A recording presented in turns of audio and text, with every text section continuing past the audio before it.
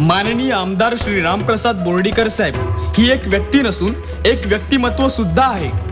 एक असं व्यक्तिमत्व जे समाजकारणापासून आणि समाजसेवेपासून अलिप्त राहूच शकत नाही. कारण त्यांचं सूत्रच आहे 10% राजकारण आणि 90% समाजकारण. नेमक्या या सूत्राचा अवलंब करत आपल्या मेघना दिदी नेहमी तरुण तरुणींसाठी वेगवेगळे उपक्रम राबवत असतात.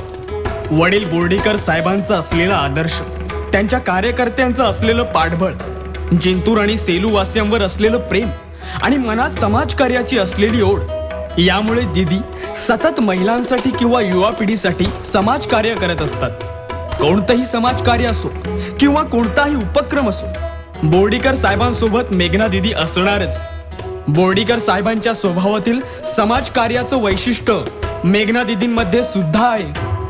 निर्मल स्वराज्य मोहिमेअंतर्गत त्यांनी महिलांसाठी दागिन्यांपेक्षा शौचालय महत्वाचे आहे असं आवाहन तालुकावासियांना केलं. ग्रामीण भागातील समस्या जाणून घेण्यासाठी मेघना दिदींनी शेकडो किलोमीटरचा प्रवास केला आणि बोर्डीकर साहेबांच्या मार्गदर्शनाखाली समस्यांच्या उपायावर अंमलबजावणी केली. मेघना दिदींसारखा स्वच्छतेचा उत्सव क्वचितच कोणत्या महिला युवा नेत्याने केला असेल.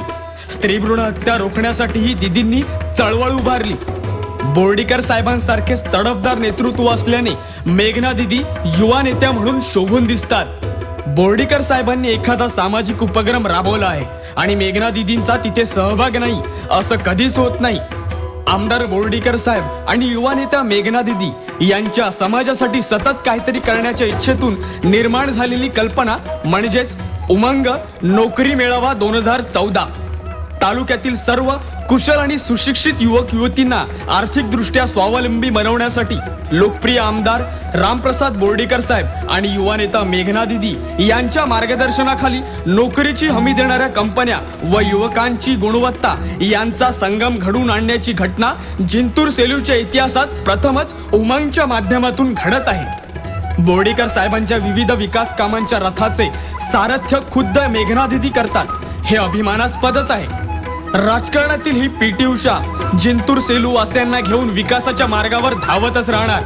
आता जोपर्यंत संपूर्ण विकास होत नाही तोपर्यंत बोर्डीकर साहेब आणि मेघना दिदी उसंत घेणार नाही. यासाठी यंदाही बोर्डीकर साहेबांचा हा विकास रथ विधानसभेवर पोहोचवण्याची जबाबदारी आपणा सर्वांची आहे आणि ही जबाबदारी आपण नक्की पार पाडू यात काही शंकाच नाही.